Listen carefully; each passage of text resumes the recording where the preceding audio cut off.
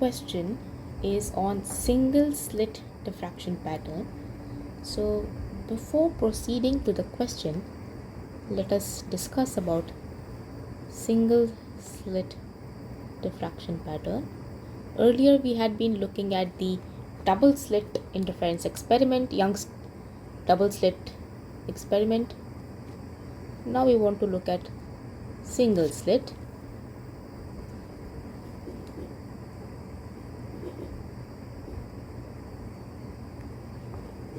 So in double slit,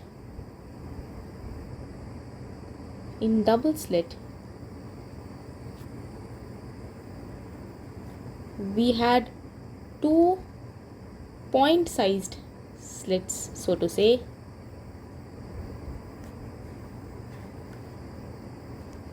which were separated by a certain distance. What I mean by point sized is that we did not consider the width of the slit. So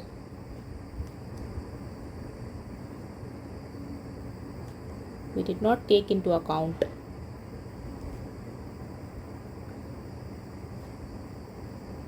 the width of the slits. So we considered that the slits are extremely small in size, almost like point size for our mathematical treatment. In single slit, we will consider a finite dimension for the slit, finite width of the slit, which is still going to be small, of the order of the wavelength, but we are not going to consider the slit width as point sized or 0 or so we are going to basically consider the width of the slit and then solve for the intensity pattern. So let us draw the setup for this.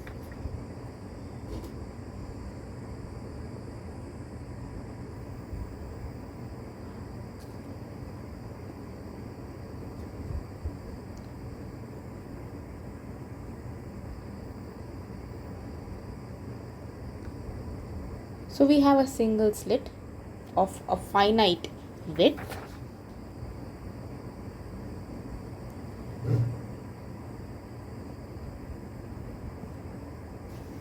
and this is being illuminated by plane wave of light, and then we have screen kept at a far off distance at infinity, and we want to see the pattern on the screen. So how we will proceed is that we will divide this single slit into n parts. So we will divide this slit into multiple slits, n slits, so to say, and then we'll take n going to infinity to consider the entire slit as a continuum. So we have these n point sized slits. So let us say this is S0, or let us say S1, S2, S3,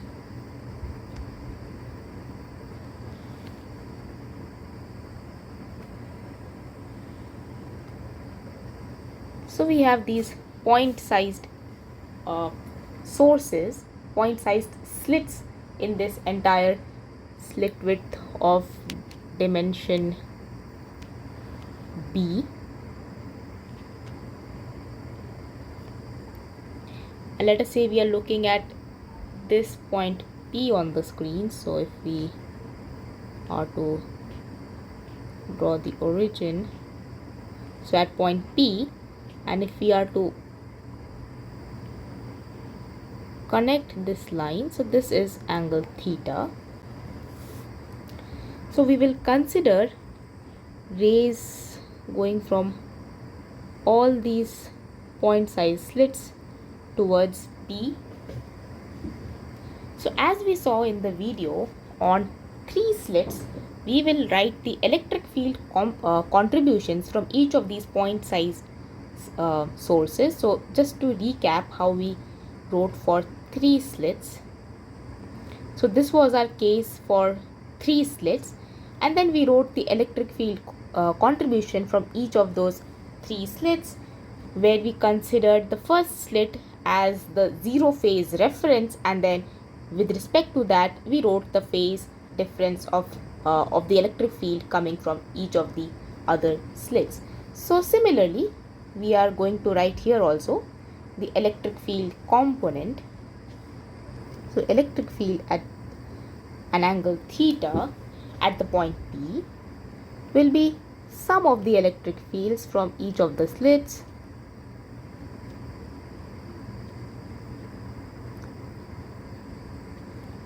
so on up to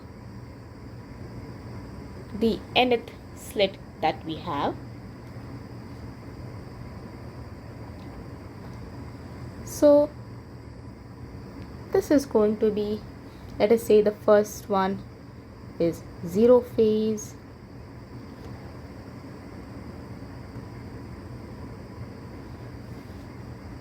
then these are equally equally spaced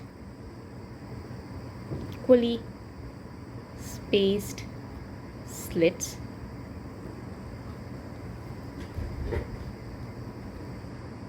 or rather we can write n plus 1 equally spaced slits. This is giving rise to n equal parts. So these are the parts that are contributing to the electric field, each of these parts. So if we have 5 of these points, we have 4 of these equal width parts.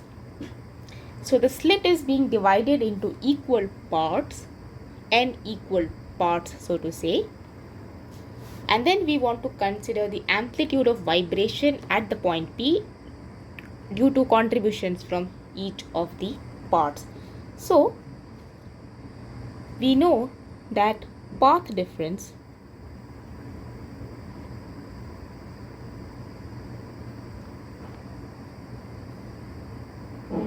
between first and last part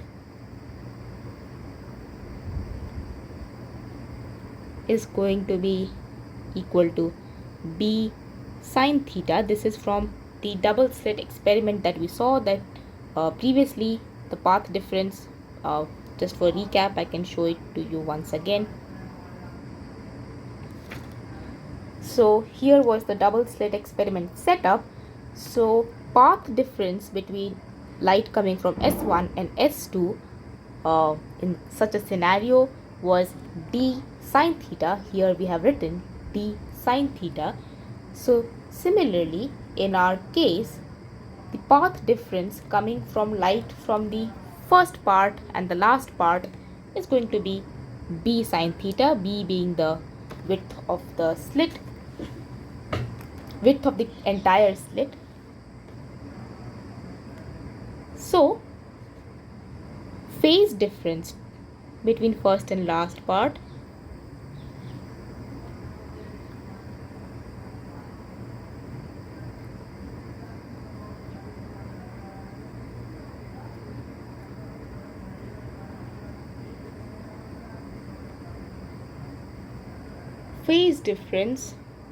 is going to be 2 pi by lambda times the path difference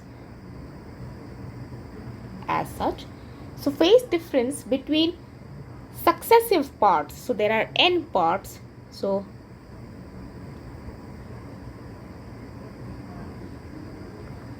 phase difference between successive parts or consecutive parts is going to be 1 over n times this total phase difference, because there are n equally spaced parts. So this is the phase difference between successive parts. Let us call this delta. So coming back to our electric field, so phase difference between the first part and the second part is 1 times delta. Phase difference between between the first and the third part will have 2 times delta. Then between first and the fourth part is going to be 3 delta, so on and so forth, up until the last part, which is going to be n times delta. So between the first and the last part, so this is the first part, this is the last part, between those first and the last parts, the phase difference would be n times delta. So, and we can see from here, n times delta is nothing but 2 pi by lambda b sine theta, which is what we have as the total phase difference between first and last parts. So this is the electric field at angle theta. So this is a geometric series.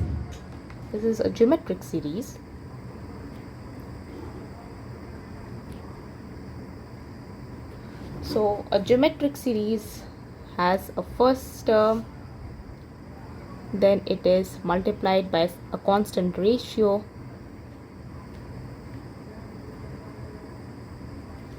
plus so on and so forth.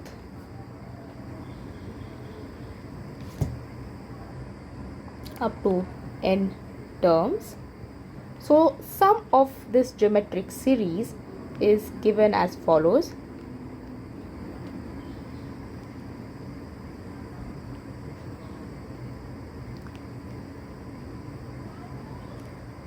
So applying this concept, we will get our electric field amplitude as follows.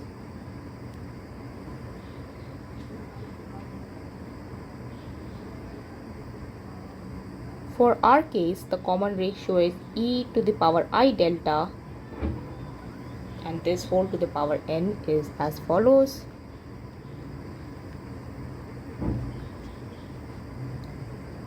So this is the electric field at theta, and the intensity is nothing but mod of electric field squared.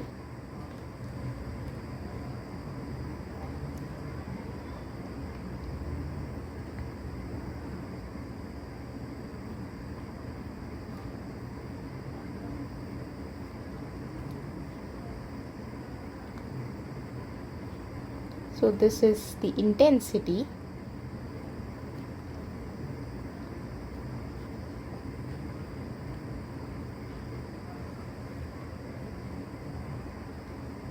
So let us simplify the expression.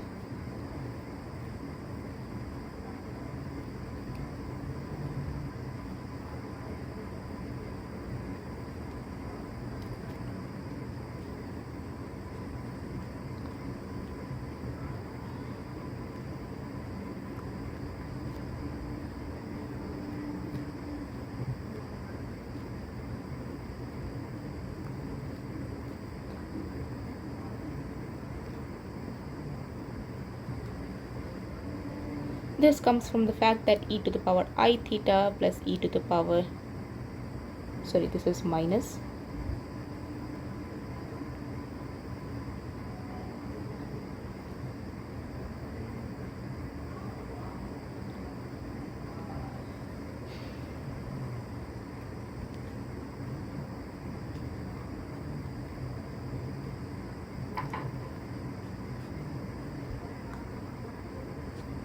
this gives us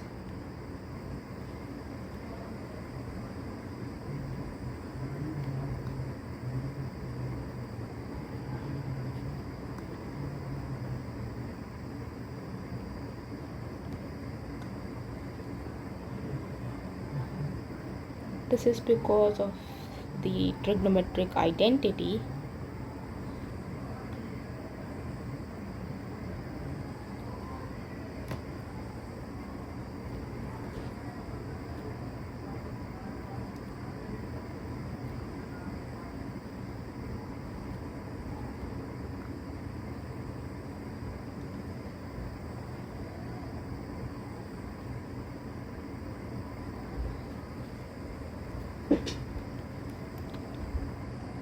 Now we can plug in the value of delta.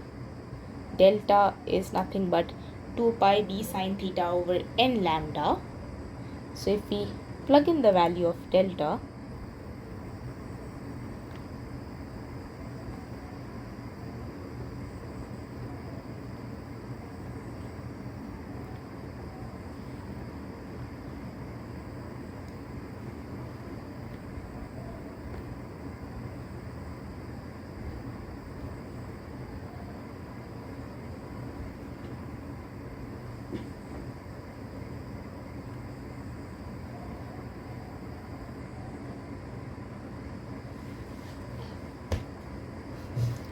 now let us define a parameter. Let us set alpha equal to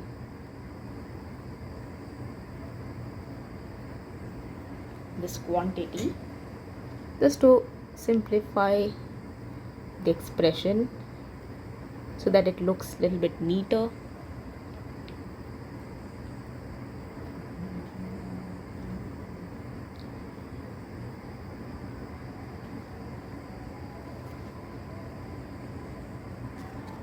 Now we want to take the limit n tending to infinity.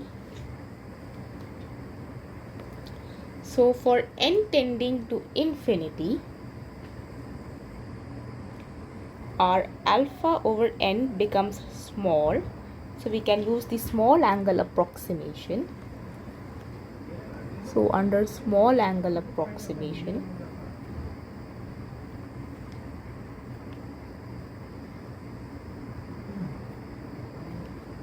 so small angle approximation, sine theta is approximately theta for small theta.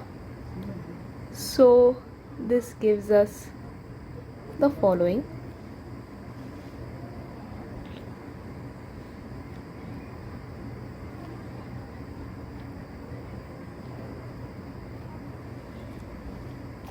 Now as n tends to infinity, that is, we want to divide the slit into infinitesimally small width parts.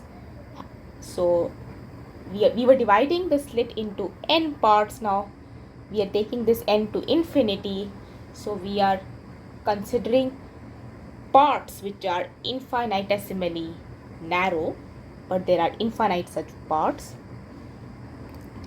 So as n tends to infinity, E naught will tend to 0, such that n times E naught is constant. So since we have infinitesimally narrow width parts, so electric field amplitude from something which is infinitesimally narrow is going to be very small, but n times E naught is going to be a constant. So this whole term right here is a constant. We can call it some a squared. So our intensity final expression is,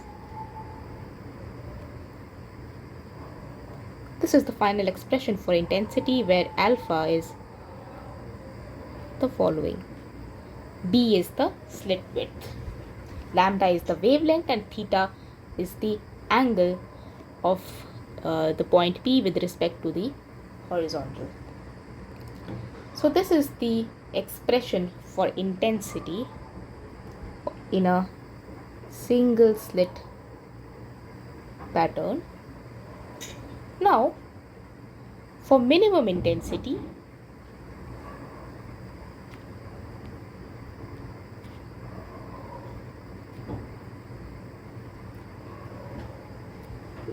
this will be where I is equal to 0.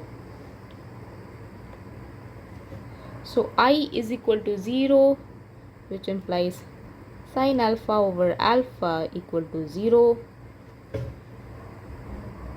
Rather, sine square alpha over alpha square equal to 0, which implies, this implies that sine alpha over alpha equal to 0, taking square root. So this implies that sine alpha equal to 0 for alpha not equal to 0.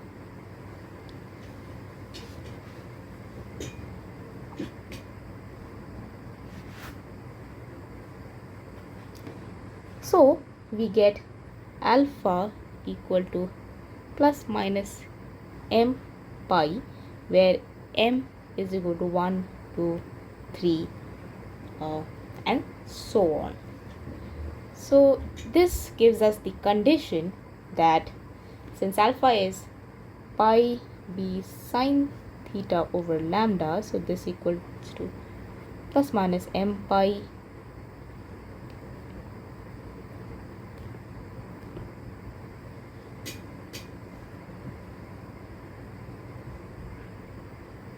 this is the condition for minimum intensity. Now we need to see the condition for maximum intensity.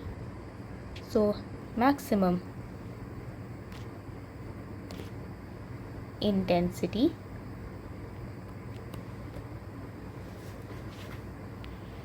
so clearly theta equal to 0 corresponds to a point of maximum intensity, because theta equal to 0 gives alpha equal to 0 and sine alpha over alpha limit alpha tending to 0 is equal to 1. So from here we get theta equal to 0 is definitely a point of maximum intensity. For other points of maxima, we need to solve the equation, the following equation, to maximize the intensity with respect to alpha. So this gives us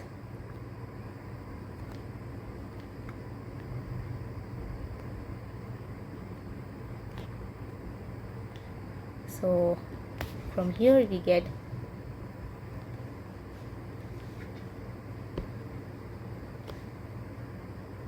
so the derivative, we can apply the chain rule. So we will have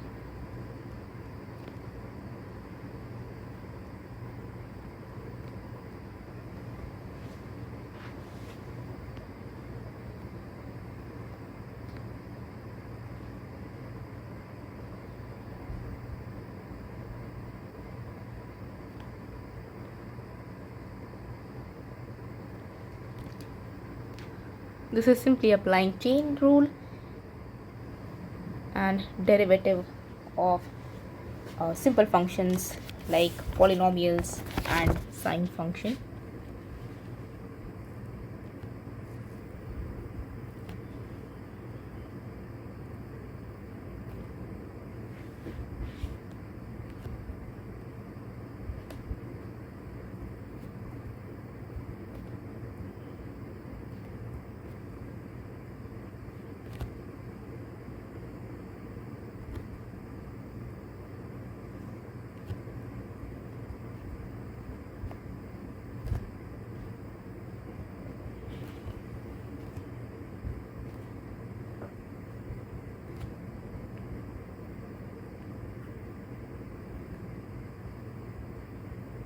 I'm just simplifying the terms.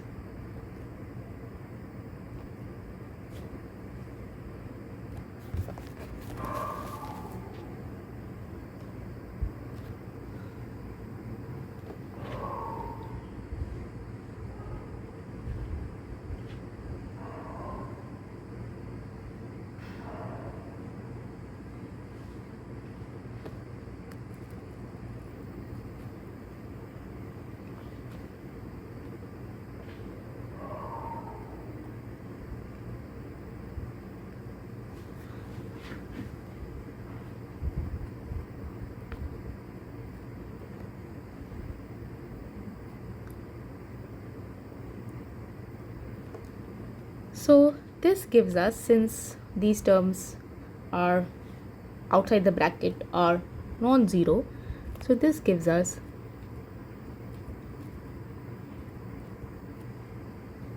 and denominator also should be non-zero. This gives us the following condition.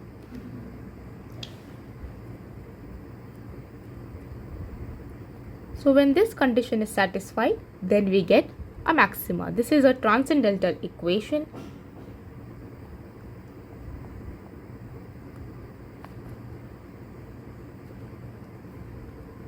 So we can solve it either graphically or using some numerical techniques, and approximately, not exactly, but approximately, this is alpha equal to 0.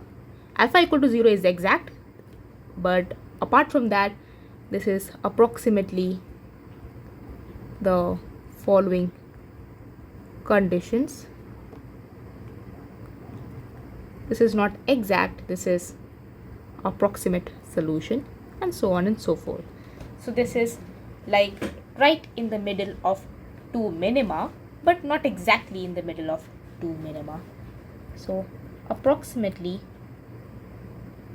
in the middle of two successive minima.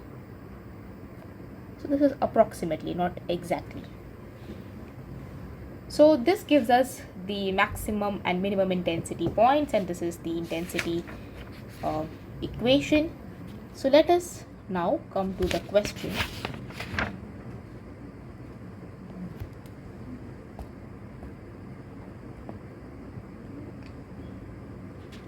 So the question that we have is as follows.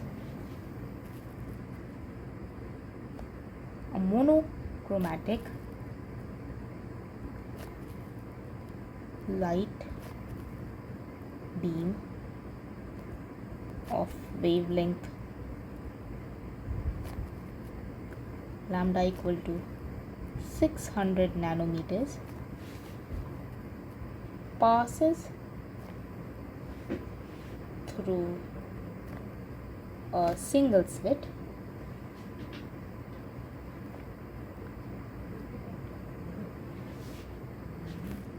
which has a width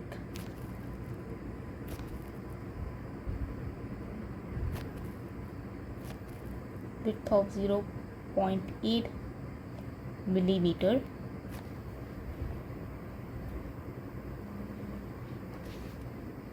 The question asks,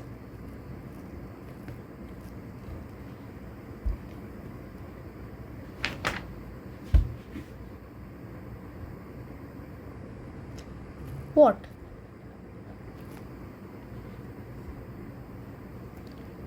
should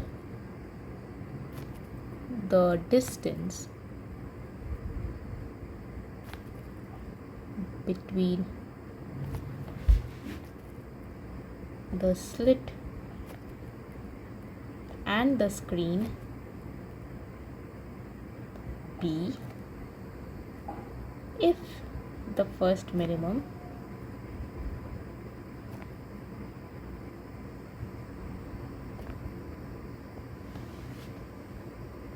is at a distance of 1 mm from the center. Part B is calculate the width of the central maximum.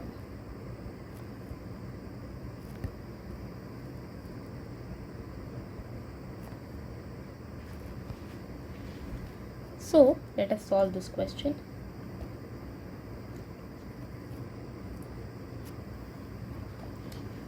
For destructive interference or minimum intensity, we saw this is the condition, that is sin b sin theta is equal to m lambda. So this is for minimum. So this gives where m is equal to plus minus 1, plus minus 2, plus minus 3 and so on. Integers excluding 0. So for small angle approximation, we have for small angle, we have sine theta is approximately equal to theta, which is approximately equal to tan theta. So in the setup that we have for the single slit, let us call this distance y and distance between slit and the screen as capital D. So then tan theta is y over d.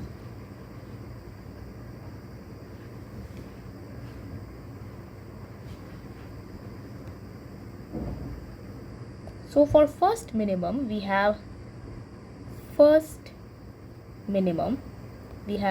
m equal to 1 or plus minus 1 on either side of the center. So this gives us that sine theta, which is approximately y over d, is equal to lambda over b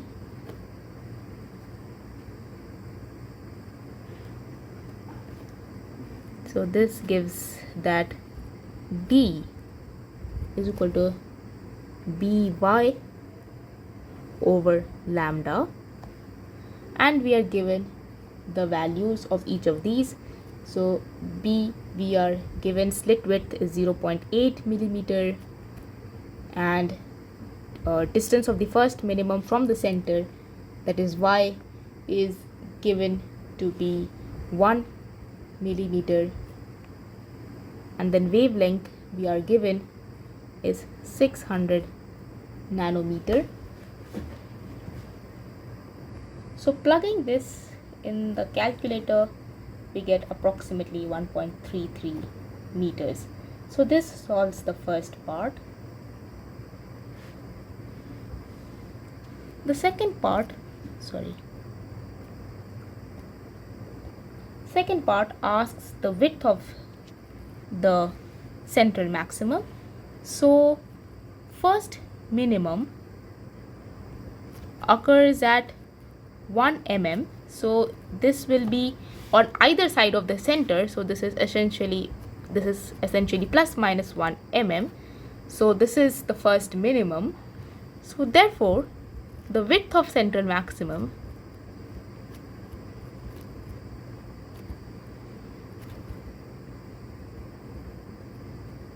is going to be 2 mm. This is because if we draw the pattern on the screen, so for clarity, if this is the center and this is the first minimum, this is first minimum at 1 mm, then by symmetry we will also have it at minus 1 mm. So this is the minimum. So here intensity is 0. At the center the intensity is always a maximum.